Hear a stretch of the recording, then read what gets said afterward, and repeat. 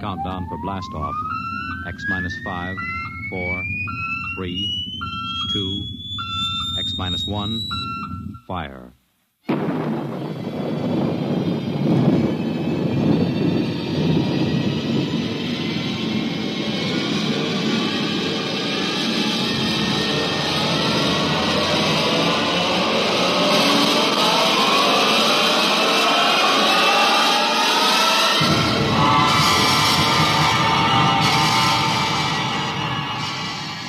From the far horizons of the unknown come transcribed tales of new dimensions in time and space. These are stories of the future, adventures in which you'll live in 1,000,000 could-be years on 1,000 maybe worlds. The National Broadcasting Company, in cooperation with Street and Smith, publishers of astounding science fiction, presents X minus 1.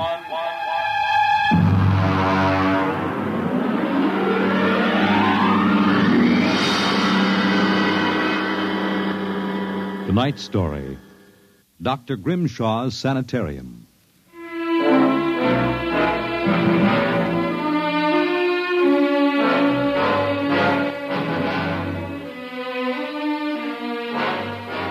What you will hear in the next half hour represents either a magnificent hoax or the true explanation of the famous Grimshaw Sanitorium scandal which made the headlines back in 1947. The manuscript upon which this account is based was removed by the New York State Police from a fountain pen cover found in the doorway to Dr. Grimshaw's study. We offer this manuscript as evidence only. Whether it is authentic or not, you must judge for yourselves. My name is John Dougherty. I'm a graduate of Hamilton College, class of 34, a member of Theta Alpha. I'm one of those fools who wanted some excitement in life, so instead of going into my father's shoe business, I became a private detective. These are facts. You can check them if you like. The rest of what I write here is so fantastic that I don't expect it to be believed. If anyone should find this manuscript and read it, all I ask is that you notify Miss Millicent Armbruster of 299 Wallace Avenue, Buffalo, that Johnny Dougherty is dead.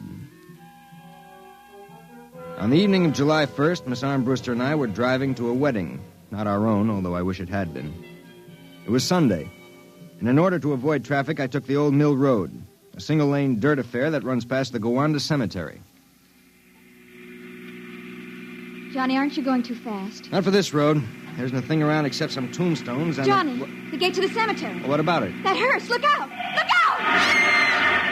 out! We skidded for about 20 feet and slammed into the back of the hearse. The two rear doors buckled and snapped open. It was a freak. A huge oak coffin with brass handles tipped up and began slowly to slide back toward us. Oh, how horrible. You stay right here, baby. You okay, Mac? You don't pay much attention to speed limits, do you, Jack? Now, look, let's not get hung up on who was right and who was wrong. I was going too fast, and you were traveling without lights after dark. Let's see your driver's license. Right here. Oh. Private eye, eh? Now, if you don't mind, who does this joy wagon belong to? Gowanda Funeral Service. It's being rented to Grimshaw. Who? Grimshaw from the private sanitarium. Mind if I ask what you were doing after dark coming out of a cemetery with a wooden kimono? We're moving one of Grimshaw's patients to a new grave. They always travel like this? Look, Hawkshaw, how about skipping the third degree and giving me a hand getting this box back in the wagon? A pleasure. Better screw on that cover again. It's going to slide off. Let's get it in the hearse first. Okay, Junior. You get on that end. Okay. You ready? Yeah, lift. Now, just slide it. Oh, brother, who's in there, King Kong? Look out for the cover. I told you that would happen. What's the guy's name, Junior? Oh, why don't you ask him, Sherlock Holmes? A real wise guy, huh? I've got half a mind to report this accident. Yeah, well, go ahead. See where it gets you. Now, if you'll pardon me, I'll deliver the body.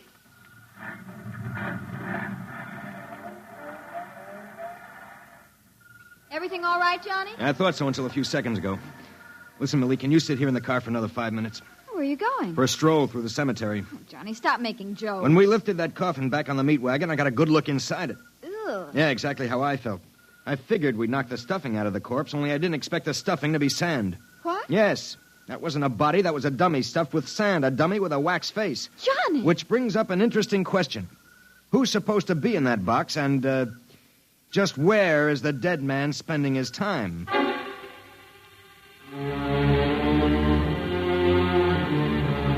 Sometimes in my business, when things drop off, you have to go out and, dig up new clients. My next case was a gentleman named Harlan Ward Sr., a wealthy automobile manufacturer. I'd gotten his name off his son's tombstone. Are you trying to tell me, Doherty, that my son Harlan was never buried at Gowanna Cemetery? Exactly, Mr. Ward. But why? Maybe if you'll tell me the circumstances surrounding your son's death, I can help answer that. My son was a rather impetuous young man. Tall, good-looking. After his graduation from Princeton, he began drinking quite heavily. After he got into a couple of scrapes, we sent him to Dr. Grimshaw's Sanitorium in the hopes that he could be cured. While my wife and I were in Europe, we received word that he died, buried at Gowanna in our absence. Last week, my wife and I decided to have his body removed to the family vault here at Short Hills. How'd your son die? Suicide. You never saw the body? No, we couldn't get back from Europe in time. Now you tell me that his coffin contains a dummy. How do I know this whole thing isn't a plan to fleece me? You don't. But you're a rich man, Mr. Ward, and you're perfectly willing to take a chance that I'm on the level and that your son may still be alive. You sound very sure of yourself, Mr. Doherty. My fee is a $2,000 retainer plus expenses. What sort of expenses? However much it costs to take the cure at Dr. Grimshaw's Sanitorium.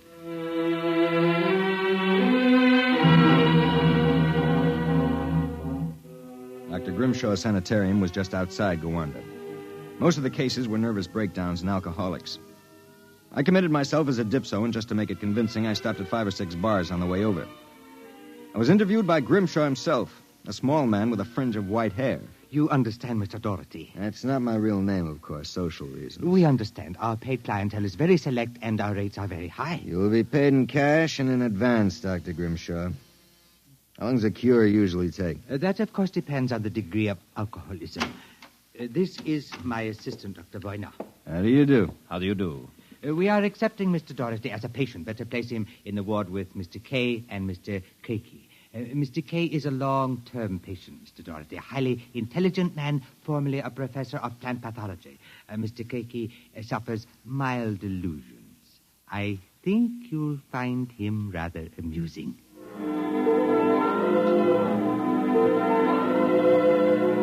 After about 3 days, my roommates Arthur Kay and Crakey got used to me. And we even began to play three-handed bridge. Kay was a chronic dope addict, an intelligent, sensitive man. Crakey was nothing but a clown. He kept a big black cat named the Professor, which he talked to as if it were human. And so I said to her, my dear Countess, if you don't like the company of my cat, then you don't like me. She looked at me as if I were insane. But, of course, the joke was on her because I was. Professor? The professor is very sociable. Excellent company. Except when he kills birds and deposits them in your bed. He's nothing but a feline murderer as far as I'm concerned. Ah, see? You have insulted him, Mr. K. Come here, Professor. Let's make friends. How about giving me your paw? Oh! Scratched me, you black devil. You insulted him. You hurt his feelings. Well, just keep him away from me. It will be a pleasure. I would advise you not to insult him again. Good afternoon and evening. Is he always as nuts as that? Ever since I've been here. What's his problem? Manic depressive. And a little paranoid, too. How long have you been here, Arthur? At Grimshaw's 2 years. I left for a while, but I couldn't stay away from the junk, so I committed myself again. Did you, happen to know a patient here named Harlan Ward? Why do you ask that? Did you know him? I met him socially a few times. I understand he died here. So the newspapers said. I wouldn't know.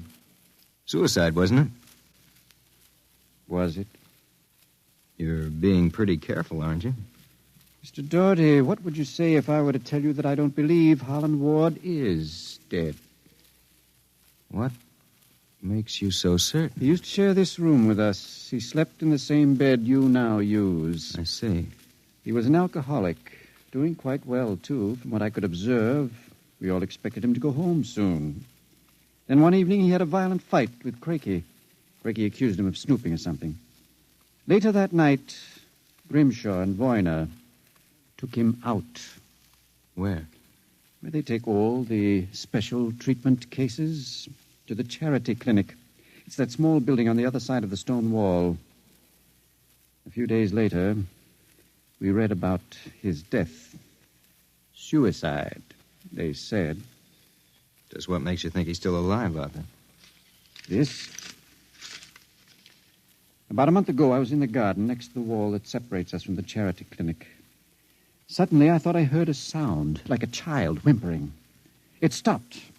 And a moment later, this note came over the wall, wrapped around a stone. What's it say? Help me, for God's sake, Harlan Ward. Arthur, how would you like to have some fun? Like what? Like sneaking out tonight and going over the wall to the charity ward? What do you say? It would break the monotony a little. I suppose there's no real harm in it. Of course not. I'd go alone, but I'll need help scaling the wall. Will you do it? All right. I'll go with you.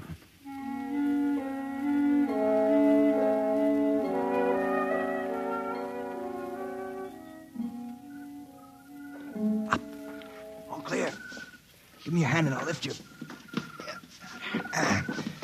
Be careful when you drop. Ready? Go ahead.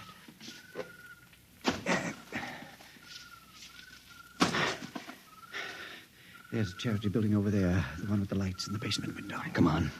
Let's crawl over. Maybe we can see something. Shh. Listen. Can you make out what he's saying? No, I can barely hear.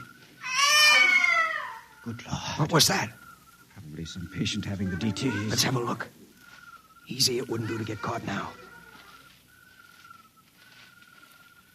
See anything? It's some sort of laboratory.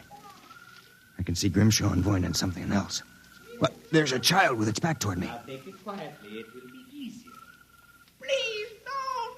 It will all be over soon. You won't remember anything. No, I don't want to go. Why not give it to him? No. Shut him up, Voyner. Good Lord. What was it? What did they do to that child? Arthur, that wasn't a child. It was a midget. The smallest midget I've ever seen. What were they doing? Trying to give it some sort of injection. When it resisted, Voyner knocked it out.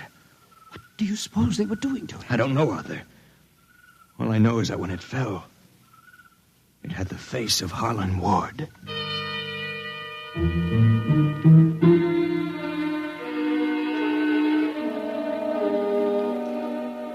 All the way back to our room, my brain was working like some frantic pinball machine. Only the score somehow wouldn't add up. The pieces were there, all right. A crazy old doctor, a brutal assistant, a private sanitarium, and a midget with a dead man's face. I thought that when I got back to our room, I'd have some time to think about it. I'd forgotten about our friend, the happiness boy, Count Crazy. So, I've caught you. Fine, you've caught us. Now how about crawling back into the woodwork like a good little count? Where were you? Mink hunting. Arthur and I like to go mink hunting at night. You make fun of Count Crazy? I shall report you to Dr. Voyner. You'd better not if you know it's good for you. So, you threaten me? Me, Count Crazy? I shall scream for help. Help! Help! Did you hurt him? Just knocked him out. What do we do now? Put him to bed. Hope that when he wakes up in the morning, he's forgotten the whole thing. And if he hasn't? He's too crazy for them to take seriously anyway. Come on, let's get him back into bed.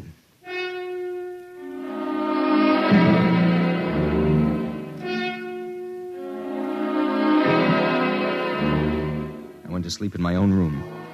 And the next thing I felt was the sharp jab of the hypodermic needle in my left arm. Hold it. It'll be useless to struggle, Mr. Doherty. In a moment, your motor nerves will be completely paralyzed. What's this about, Grimshaw? I might ask the same of you.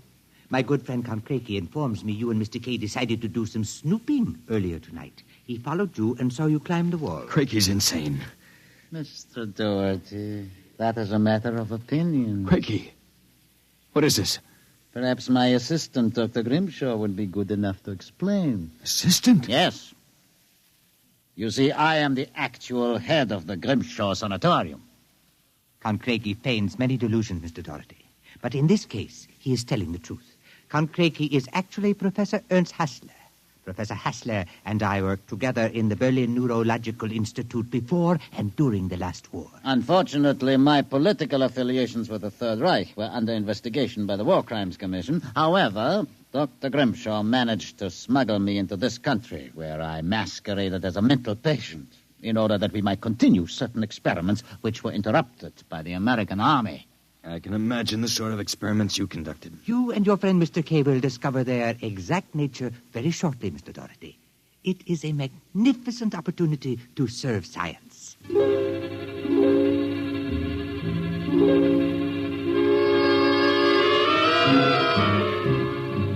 passed out. And the next thing I knew, I was coming to in a different room and hearing the voices of Voyna, Grimshaw, and Craigie, as if from a great distance. Pituitary. Pituitary. 4 cc's. 4 cc's. How are the measurements? Reducing rapidly. We'll operate at once. Have Voyna start the anesthesia. Very well, Doctor. Come in.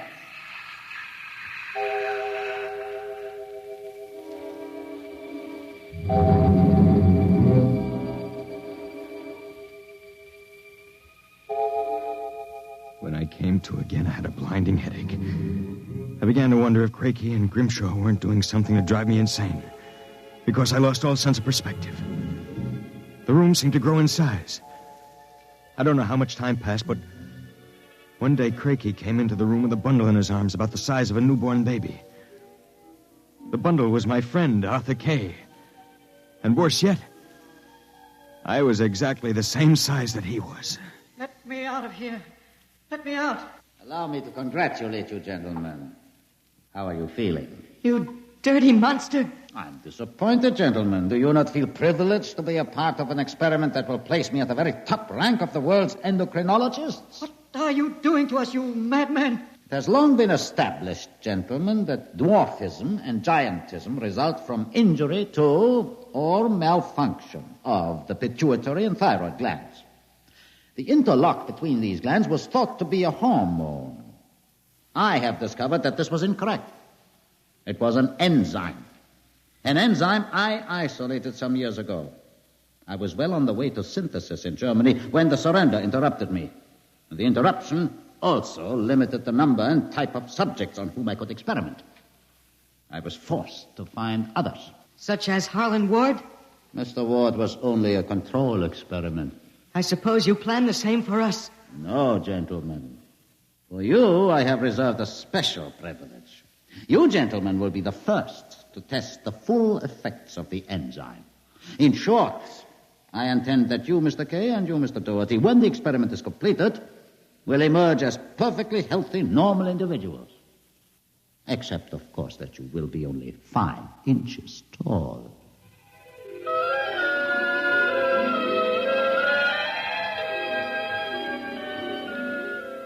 The days and nights that followed were a living nightmare. A nightmare from which Arthur and I awoke for brief periods to find ourselves in a strange new world. A huge, frightening world where everything seemed enlarged 100 times. When we finally emerged, we found ourselves imprisoned in a tiny mouse cage.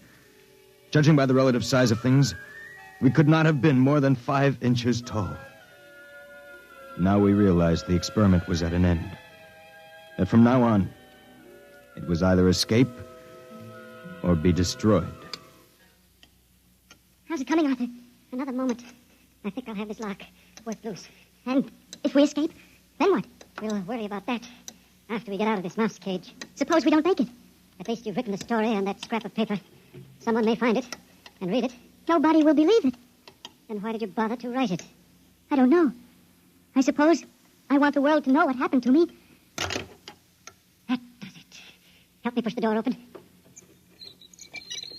Now what? The first job is getting down to the floor. I think we can make it by sliding down the telephone cord. Are you game? Go ahead. I'm right behind you. Easy now. Look out! That does it. Now, if we can figure out a way to get out of the room, well, that should be... Uh-oh. Listen. Somebody's coming. It must be Craigie. We've got to hide. Here. The grate in the fireplace. He'll kill us if he finds us. Stay quiet. Well, my friends, Time for feeding. I trust that you... So, you have managed to break out. It won't do, you know. There is no way you could have gotten out of the room with the door and window locked. I know you are in here. I would advise you to save yourselves trouble and give up. Very well, my tiny friends. If you prefer to play the game of cat and mouse, then I shall be happy to furnish the cat. There is no way you can get out. What now? He's gone for the cat. If that monster ever gets in here, we're goners. There must be... Wait a minute. What? You see that thin strand of wire running along the molding? What about it? It's the automatic fire alarm. When the alarm is tripped by a fire or short circuit, all the locks are sprung so that the patients can escape from their rooms. If I can short that wire before Crazy lets the cat into the building, let's go. There's a tiny sliver of steel from the cage on the floor. I'll work with that. You keep an ear to the door. Go ahead. This insulation is tough as rawhide. Christ, this stuff. Hurry up, Arthur, for God's sake. There it is. Stand away. I'm going to short it. Ready? Okay. We made it. There goes the door. Let's make a run for it down the hall. If we can get to the garden, we've got a chance. I smell smoke. The short may have actually started a fire. Come on. Wait a minute. I have to go back. The manuscript. Don't be a fool. There's no time. Come on. You go ahead. I'll catch up. Hurry up. I'll wait in the hall. Only a second. I've got it. Come on. There's nothing to stop us now. Arthur? Where are you? It's funny. Arthur? Arthur? Arthur, what's happened to you?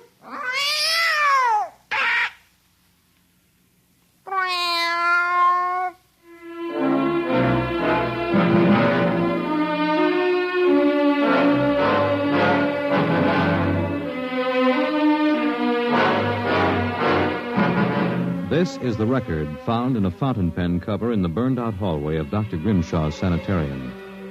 There's nothing to add, except that the fire which destroyed the sanitarium and killed so many of its occupants, including Dr. Grimshaw and Dr. Voyna, was definitely of incendiary nature. It is believed by the fire chief that some small creature, possibly a mouse, chewed the insulation off the wire and short-circuited the system. The two patients, John Doherty and Arthur Kay, vanished completely after the fire, and their remains were never found.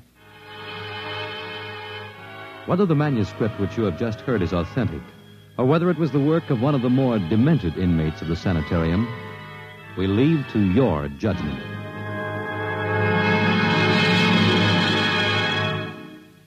You have just heard X-1, presented by the National Broadcasting Company in cooperation with Street and Smith, publishers of astounding science fiction. Your announcer, Fred Collins. X-1 was directed by Fred Way and is an NBC Radio Network production.